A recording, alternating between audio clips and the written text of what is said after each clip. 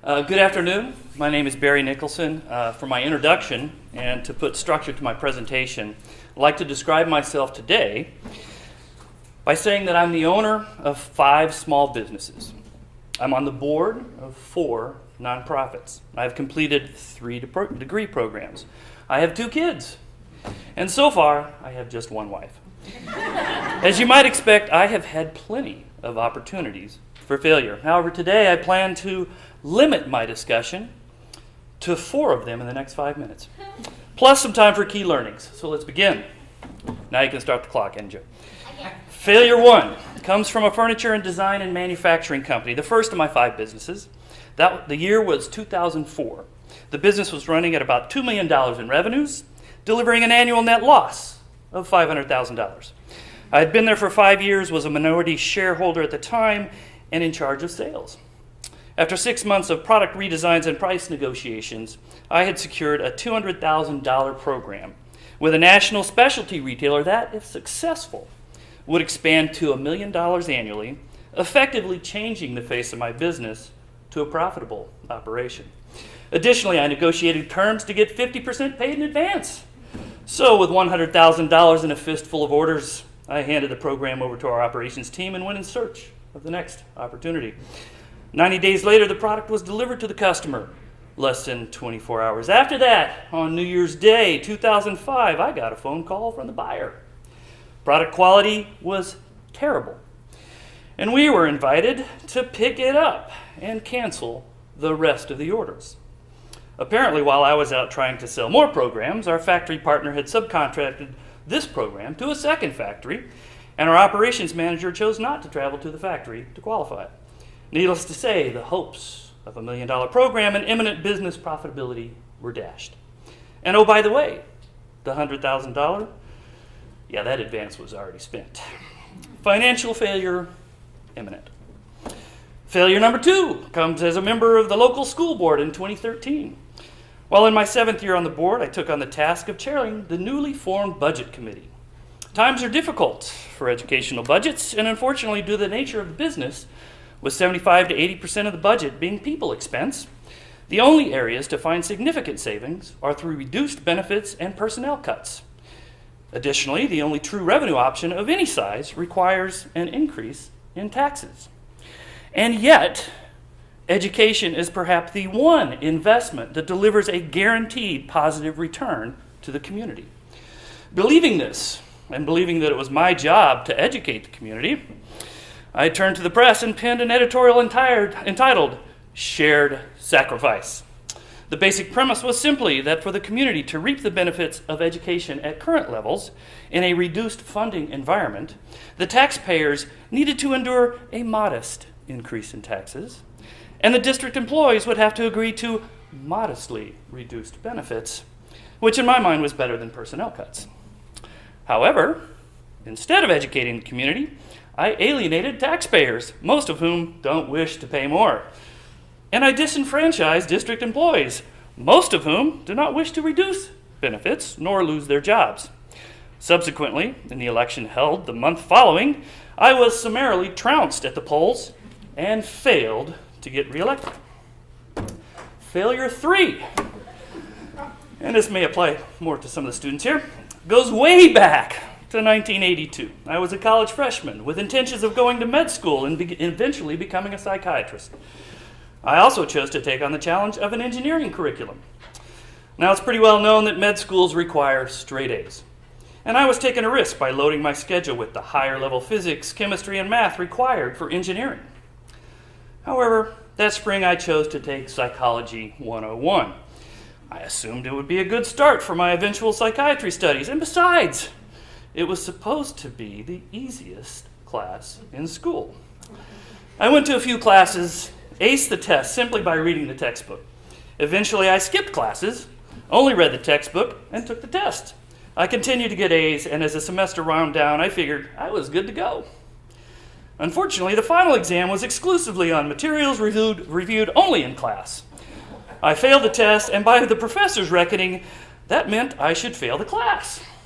So I failed the easiest class in school, failed to uphold the GPA required to get into med school, and nearly went on academic probation in my second term in college.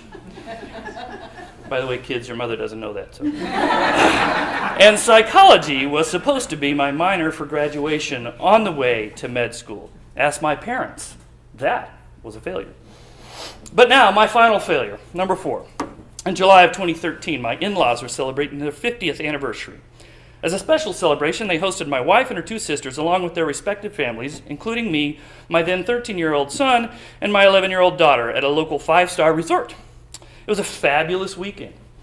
And the kids and I stayed until the end of brunch on Sunday while my wife left early to go back to work. So far, so good, right? Well, I knew it was a risk to stay to the end of brunch because my son had lacrosse camp at 3:30 at Cornell University, which was 2.5 hours away, and brunch ended at 1 p.m. But between upsetting my mother-in-law by leaving early or having to rush to make the camp, I chose rushing. So we left at 1 p.m. About an hour away, I heard the standard, "Can we stop for a drink?" Honestly, I needed a pit stop myself, so we stopped at the rest stop. As I got out of the car, I asked the kids if anyone needed a pee break, and in unison, I heard no. So I told them I would get drinks from the vending machine after I went to the bathroom. I did my business. After feeding a few quarters to the 1980s era vending machine to no avail, I returned to the car empty-handed. I got into the driver's seat and said that I would stop again shortly since I couldn't get drinks here. I heard, "Okay, Dad," from the back seat. We exited the rest stop and got back on I-86, rushing to lacrosse camp. About 5 minutes down the road, I hear my son nonchalantly say, "Hey, Dad, where's Anna Jo?" I craned my neck around. "What? Are you kidding? Anna Jo, where are you? What? This isn't funny. Is she in the back, Quinn?" "No, Dad, she isn't here." "Did you leave her at the rest stop?" Well, there it was. My life was flashing before my eyes. I had left my 11-year-old, beautiful young little girl at a dirty, nasty, sure-to-be-kidnapper lair highway rest stop. I swerved into the left lane, ran through the median, pressed the pedal to moving the speedometer to triple digits on the way back. Where was she? Who was there with her? Would she be there when I got back? Then the phone rang. Oh, great. What will I tell my wife? Wait, no, it's an unknown number. "Hello? Daddy, did you leave me?" "Anna Jo, I am so sorry. We are driving back to get you right now. Whose phone are you calling from?" Hello? Is this Anna Jo's father?" "Yes, hello. We are speeding back to get her. Who is this?" "Your daughter came to us and asked us to use our phone, and we agreed to stay here until you return." "Thank you so much. I'm going 100 miles an hour. We should be there in 3 minutes." "Thank you so much." We crossed the median again and pulled into the rest stop, back to the same spot we left. And as I got out of the car, I see 3 scowling middle-aged women next to a Subaru with 3 bikes on back, and Anna Jo is walking towards me. I fall on my knees and I hug her as she is crying and hugs me back. The ladies come toward us, and I can only say, "Thank you, thank you, thank you." I share the whole story with them, and eventually the woman with the phone let me know that I would have to stay until the state trooper arrived, as she had called 911. I considered it a small price to pay for getting my daughter back safe and sound. And in the end, we did get Quinn to camp, and Anna Jo and I got home. We even managed to explain the adventure to her mother. However, by any account, I was a failure that afternoon, a failure as a father, and it doesn't get much worse than that. As a little aside here, this morning, I didn't realize it was snow day, and I left both of my children at school. So while I will share that I learned some things, it's somewhat questionable. It is no accident that I saved this story of failure for last. In the end, it was the most important and the most impactful in my learning. What did I learn? Well, first I learned that especially in this world of multitasking and conflicting priorities, I need to determine in every situation what exactly is the most important thing and focus on that. In this case, the most important thing was obviously to make sure I got my family home safely. Similarly, I missed the most important thing with the furniture program at that national specialty store chain. That was a potential long-term relationship that could have meant 40 or 50 times what the one order would produce. And I needed to do anything I could to make sure this first program was the best experience possible. By no means should there be a quality issue or any other issue, and that should have been my number one priority and everyone else's at that time. Instead of being a profitable $3 million business in 2005 on a path for growth, we floundered for several years until I brought the business to Corning and shrank it to a third of that size. And although it's profitable, it will likely never be more than what it is now. Second, I learned that listening is critical. Now that may sound silly to many of you, but as an entrepreneur, I have to filter out so many naysayers. You can't do that. Don't move into a bus station. You don't know how to run a store selling handbags and jewelry. This area can't support a modern design furniture store. Well, actually, that one may be true. We're not sure yet. But the point is that it almost always seems to require that I not listen at all. However, the reality is one should always listen. Subsequent action is determined by the content and the situation. But we must always listen. Had I really listened at the rest stop, I might have heard that only Quinn responded. Then I would have asked where Anna Jo was. Duh. Similarly, when I consider the school board election, I recognize I should have listened better.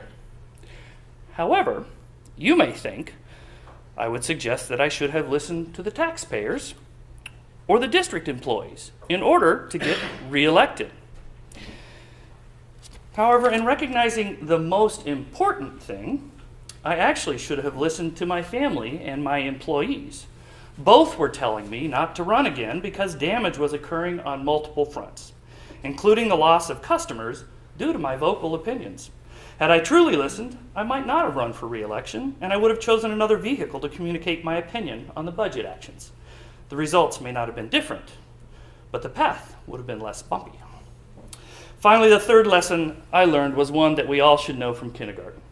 Be grateful for what I have and thankful when I get it. Losing my daughter even for a few minutes was devastating, and I was so grateful she was safe and healthy when we returned. I couldn't stop saying thank you to the ladies that helped us out at the Red Stop. Similarly, I have to say thank you to the Psych 101 prof who taught me a lesson early in my college career. I am grateful for all the all the education I eventually completed. Of course, had I attended her class, I might have passed the class and eventually gone to med school. But as it was, I did retake Psych 101 because I am that guy and received a perfect score on every test, including the final. I eventually completed both a BS in electrical engineering and a BA in psychology, go figure. I never went to med school, never became a psychologist, and actually never practiced as an engineer. But I do own 5 businesses, sit on 4 nonprofit boards, have 3 degrees, 2 children, and so far so good with 1 wife. I am grateful for what I have, and thank you for listening.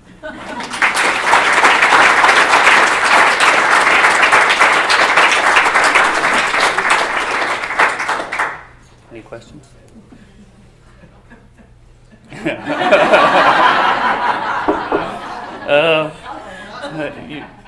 You remember ice cream. First of all, that should be why you owe me ice cream. And second of all, didn't you also learn that maybe you should look back and see if Quinn was dozing off when he said okay? You know, I'm the father, Anna Jo. It's my responsibility. We know Quinn. Any other questions? Thank you.